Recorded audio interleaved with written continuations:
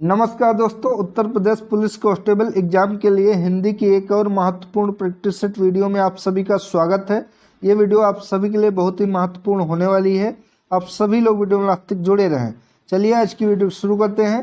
पहला प्रश्न है, निम्न में से पुल्लिंग बताइए। तो इनमें से आपको पुल्लिंग बताना है।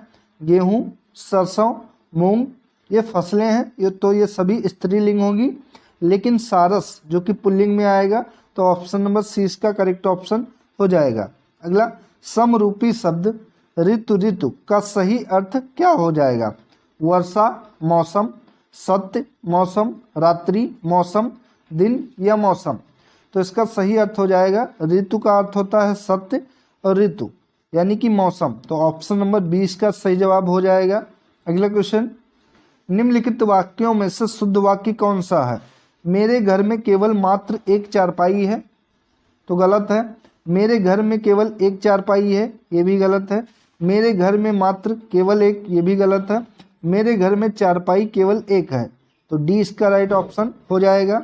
अगला, सम्मुख का विलोम शब्द क्या हो जाएगा? उन्मुख, विमुख, अधिमुख या फिर प्रमुख। तो सम्मुख का विलोम शब्द हो जाएगा जो कि विमुख। Option number B correct option है। अगला, जो पहले कभी ना हुआ हो उसके लिए एक शब्द क्या हो जाएगा? तो जो पहले कभी ना हुआ हो इसके लिए एक शब्द हो जाएगा अभूतपूर्व। Option number B correct option है। अगला, उसने कहा कि मैं घर आऊँगा। ये सरल वाक्य है, मिश्र वाक्य है, संयुक्त वाक्य है या प्रश्नवाचक वाक्य है? तो प्रश्नवाचक वाक्य यहाँ पर नहीं होगा क्योंकि प्रश्नवाचक वाक्य में ये चिन्ह लगा होता है। तो बात करें तो ये मिश्र वाक्य हो जाएगा कि उसने कहा कि मैं घर जाऊंगा, तो ये मिश्र वाक्य होगा। ऑप्शन नंबर 20 का राइट ऑप्शन हो जाएगा। अगला, चार वेदों को जानने वाला, इसके लिए एक शब्द क्या हो जाएगा? चतुर्वेदी, चतुर्दर्शी, चतुर्मुखी या द्विवेदी। तो चार वेदों को जानने वाला, इसके लिए एक शब्द हो जाएगा Chaturvedi. Option number A right option है। अगला, समरूपी शब्द अवधि, अवधि का सही अर्थ क्या हो जाएगा? समय अवधि की भाषा, समय चाल, अवधि की भाषा या समय, समय और विराम। तो इसके लिए राइट ऑप्शन हो जाएगा समय अवधि की भाषा। Option number A correct option हो जाएगा। अगला, तुम्हारे आने से मेरा मन गदगद हो गया। वाक्य का शुद्ध रूप क्या है? तुम्हारे आने से मेरा मन गदगद हुआ, तुम्हारे आने से मैं गदगद हो गया, तुम्हारे आने से मैं मन से गदगद हो गया, तुम्हारे आने पर मैं मन से गदगद हो गया। तो इसका सही रूप हो जाएगा तुम्हारे आने से मैं गदगद हो गया। ऑप्शन नंबर 20 का सही जवाब हो जाएगा। अगला, नमक का दरोगा प्रसिद्ध कहानी के कहानीकार कौन है? जयशंकर प्रसाद, मुंशी प्रेमचंद, रामचंद्र शुक्ल, यशपाल। तो नमक का दरोगा जो कि बहुत ही इम्पोर्टेंट प्रसिद्ध कहानी है और इसके लेखक मुंशी प्रेमचंद जी हैं। Option number B correct option है। अगला, अंधेर नगरी नाटक के रचयिता कौन है? भाषचंद्र, हरिश्चंद्र, जयशंकर प्रसाद, रामनारायण, महादेवी वर्मा। तो अंधेर नगरी नाटक के रचयिता जो कि भारतेंदु हरिश्चंद्र हैं। Option number A right option है। अगला, स्वर कितने होते हैं? 11, 22, 5 या 16। तो स्वर, हिंदी में स्वर जो कि 11 होते हैं। Option number A correct option है। अगला क्वेश्चन, अच्छत शब्द का तत्सम क्या हो जाएगा? तो अच्छत शब्द का तत्सम हो जाएगा अछत। Option number B correct option है। अगला, अचला शब्द का पर्यायवाची क्या होगा? पृथ्वी, आंचल, अनुसंधान, गंवार। तो अचला शब्द का पर्यायवाची शब्द हो जाएगा पृथ्वी। ऑप्शन नंबर ए सही जवाब है। अगला क्वेश्चन, यहाँ पर गद्यांश दिया गया है, इसको पढ़कर जो भी प्रश्न है उनके आंसर देना है। ध्यानपूर्वक पढ़ना है सबसे पहले गद्यांश को, उसके बाद प्रश्नों को पढ़कर उत्तर देना है। हंसी शरीर के स्वास्थ्य का शुभ संवाद देने वाली है। वह एक साथ ही शरीर और मन को प्रसन्न करती है, पाचन शक्ति बढ़ाती है, रक्त को चलाती है और अधिक पसीना लाती है। हंसी एक शक्तिशाली दवा है। एक डॉक्टर कहता है कि जीवन की मीठी मदिरा है।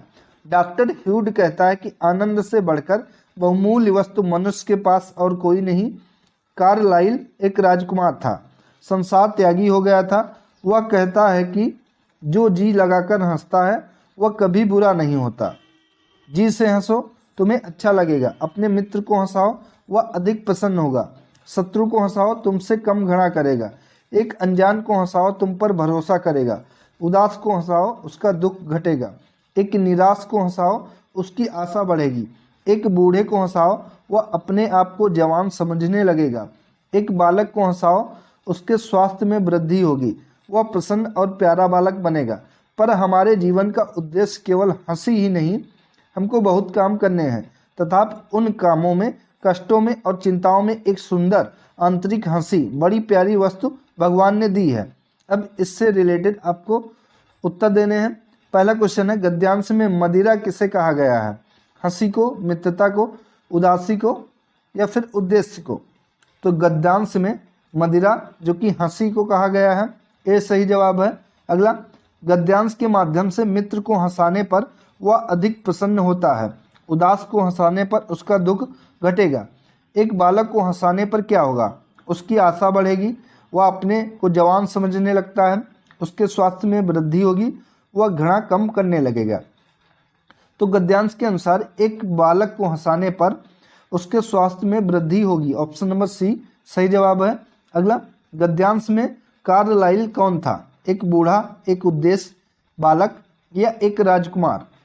तो गद्यांश में कार्लाइल जो कि एक राजकुमार था। ऑप्शन नंबर डी सही जवाब है। अगला, भगवान ने हमें क्या दिया है? कष्ट, चिंताएं, उद्देश्य या आंतरिक हंसी? तो भगवान ने हमें आंतरिक हंसी दी है। ऑप्शन नंबर डी सही जवाब है। गद्यांश के अनुसार हमारी पाचन शक्ति बढ़ती है घृणा से, काम करने से, मदिरा पीने से या हंसी से? तो गद्यांश के अनुसार हमारी पाचन शक्ति जो कि हंसी से बढ़ती है। ऑप्शन नंबर डी इसका सही जवाब है। यहाँ पर जो भी प्रश्न दिए गए हैं उनका आंसर आपको गद्यांश के अनुसार ही देना है और कोई बात सोचकर उनका आंसर नहीं देना है। जो गद्यांश में बताया गया हो वही सिर्फ आंसर उससे रिलेटेड आपको देना है, ठीक है। अगला, विराटा की पद्मिनी उपन्यास के लेखक कौन है? बालकृष्ण भट्ट, वृंदालाल वर्मा, राधा कृष्ण दास, देवकी नंदन खत्री? तो विराटा की पद्मिनी उपन्यास के लेखक हैं वृंदालाल वर्मा। ऑप्शन नंबर बी सही जवाब है। अगला, हिंदी भाषा में पहला ज्ञानपीठ पुरस्कार कब दिया गया था? इम्पोर्टेंट क्वेश्चन है ये। तो हिंदी भाषा का पहला ज्ञानपीठ पुरस्कार जो कि 1968 में दिया गया था। सी सही जवाब है। अगला, मैथिली शरण गुप्त को राष्ट्रकवि की उपाधि किसने दी थी? लाल बहादुर शास्त्री, महात्मा गांधी, डॉक्टर राजेंद्र प्रसाद, डॉक्टर भीमराव अंबेडकर ने? तो मैथिली शरण गुप्त को राष्ट्रकवि की उपाधि महात्मा गांधी ने दी थी। ऑप्शन नंबर बी सही जवाब है। जटिल का विलोम शब्द क्या हो जाएगा? तो जटिल का विलोम शब्द हो जाएगा सरल। जटिल का अर्थ होता है यानी कि बहुत कठिन काम करना, तो कठिन का विलोम शब्द होगा सरल। डी सही जवाब है। कन्या का अनेकार्थक शब्द इनमें से कौन सा नहीं है? कुमारी, लड़की या सरल, ये सभी कन्या के अनेकार्थक शब्द हैं, लेकिन लड़का जो कि विपरीत है। ऑप्शन नंबर सी इसका सही जवाब हो जाएगा। अंबर का अनेकार्थक शब्द इनमें से कौन सा नहीं है? तो अंबर का अनेकार्थक शब्द पूछा गया है जो कि पाताल नहीं है, जबकि आकाश, वस्त्र या बादल सभी अंबर के अनेकार्थक शब्द हैं। तो बी इसका सही जवाब होगा। निजवाचक सर्वनाम है हम, सभी, वो या स्वयं? तो इनमें से निजवाचक सर्वनाम है स्वयं। ऑप्शन नंबर डी सही जवाब है। अगला, निम्नलिखित में से कौन सा शब्द विशेष से है? उत्तेजित, ईमानदार, कपित या कांटा? तो इनमें से विशेष से पूछा है जो कि कांटा है। ऑप्शन नंबर सी सही जवाब है। अगला क्वेश्चन, संयुक्त क्रिया के भेद कितने होते हैं? तो संयुक्त क्रिया के भेद 11 होते हैं और स्वर भी हिंदी में 11 होते हैं, ध्यान रखेंगे। ऑप्शन नंबर बी सही जवाब है। ऊष्मा का विलोम शब्द क्या होगा? शीतलता, गर्म, हॉट या फिर वाष्प? तो ऊष्मा का विलोम शब्द हो जाएगा शीतलता। ऑप्शन नंबर ए सही जवाब है। सुंदर का विलोम शब्द क्या होगा? कुरूप, मोहक, स्वरूप या लघिम? तो सुंदर का विलोम शब्द हो जाएगा जो कि कुरूप। ऑप्शन नंबर ए सही जवाब है। अगला, अच्छ का अनेकार्थक शब्द इनमें से कौन सा नहीं है? तो अच्छ का अनेकार्थक शब्द इनमें से शिविर नहीं है। Option number C correct option है। बाकी रथ, धुरी, या आँख, ये सभी अच का अनेकार्थक शब्द हैं, तो सी राइट ऑप्शन होगा। पिटारा का तत्सम शब्द क्या होगा? पिटक, पीटक, पिटारी या फिर पिटार। तो पिटारा का तत्सम पूछा है जो कि हो जाएगा पिटक, ये सही जवाब है। अगला, निम्न में से कौन आँख का पर्यायवाची शब्द नहीं है? तो आँख का पर्यायवाची शब्द इनमें से नेत्र, नयन, दृष्टि या अस्त। तो इनमें से आँख का पर्यायवाची शब्द जो कि अस्त नहीं है, बाकी नेत्र, दृष्टि, नयन ये तीनों हैं, तो ऑप्शन नंबर डी इसका सही जवाब हो जाएगा। अगला क्वेश्चन, निम्न में से गणेश का पर्यायवाची शब्द नहीं है? गजानन, विनायक, कलानिधि, गणपति। तो पूछा गया है कि गणेश का पर्यायवाची शब्द इनमें से कौन सा नहीं है? तो कलानिधि नहीं है गणेश का पर्यायवाची, बाकी गजानन, विनायक और गणपति ये तीनों पर्यायवाची गणेश जी के हैं, तो सी सही जवाब होगा। अगला, उत्तेजित शब्द में उपसर्ग कौन सा है?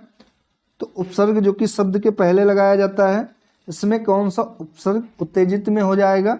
तो उद इसमें हो जाएगा, ऑप्शन नंबर डी इसका सही जवाब है, ये उपसर्ग हो जाएगा। अगला, लोकायत शब्द में प्रत्यय कौन सा है? तो प्रत्यय जो कि शब्द के आखिरी में लगाए जाते हैं, तो उसमें ता, यत, कायत या आयत। तो लोकायत में जो कि प्रत्यय है आयत, ऑप्शन नंबर डी इसका करेक्ट ऑप्शन हो जाएगा। अगर इसका संधि विच्छेद करेंगे तो लोक प्लस आयत ये होगा, तो आयत प्रत्यय हो जाएगा, लोक शब्द है, ठीक है, ऑप्शन नंबर डी इसका सही जवाब है। धावक में कौन सी संधि है? यण संधि, वृद्धि संधि, अयादि संधि या गुण संधि। तो इसका होगा धा प्लस आवक, संधि विच्छेद। तो इसमें संधि की बात करें जो कि अयादि संधि हो जाएगी, ऑप्शन नंबर सी सही जवाब है। अगला, निम्न में से शुद्ध वाक्य का रूप कौन सा है? अधिकतर लोगों का यही विचार है, अधिकांश लोगों का यही विचार है, अधिकतर लोगों का विचार यही है या अधिकांश लोगों का विचार यही है। तो पूछा है वाक्य का शुद्ध रूप कौन सा है? तो अधिकतर लोगों का यही विचार है, ये शुद्ध रूप है, ऑप्शन नंबर ए इसका सही जवाब है। अगला, कवि का स्त्रीलिंग क्या हो जा? तो कवि का स्त्रीलिंग ये इम्पोर्टेंट है, कई बार यहाँ पर वर्तनी में भी पूछ लेता है कि कवित्री कैसे लिखा जाएगा। तो कवित्री होगा, तो इसका राइट ऑप्शन हो जाएगा ऑप्शन नंबर सी, कवित्री इस प्रकार से सही लिखा जाएगा, क्योंकि यहाँ पर कवियत्री, कवियत्री या कवित्री ये चारों शब्द जो कि कवित्री का उच्चारण करते हैं, लेकिन कवियत्री यही सही होगा, तो ऑप्शन नंबर सी इसका सही जवाब हो जाएगा। अगला है बहु का बहुवचन क्या होगा? बहुएं, बहुए, वधु या वधुएं। तो बहु का बहुवचन हो जाएगा बहुएं, ऑप्शन नंबर ए इसका सही जवाब हो जाएगा। तो दोस्तों ये थी आज की इम्पोर्टेंट वीडियो, जिसके अंतर्गत यूपीपी एग्जाम के लिए हिंदी के महत्वपूर्ण क्वेश्चन कराए गए। दोस्तों ऐसी और महत्वपूर्ण वीडियो के लिए आप लोग चैनल को सब्सक्राइब करके बेल आइकन को प्रेस कर लें, जिससे कि जैसे वीडियो अपलोड हो आपके पास नोटिफिकेशन पहुंच जाए और आप उसको देखकर अच्छा रिवीजन अपना कर पाएँ। धन्यवाद दोस्तों।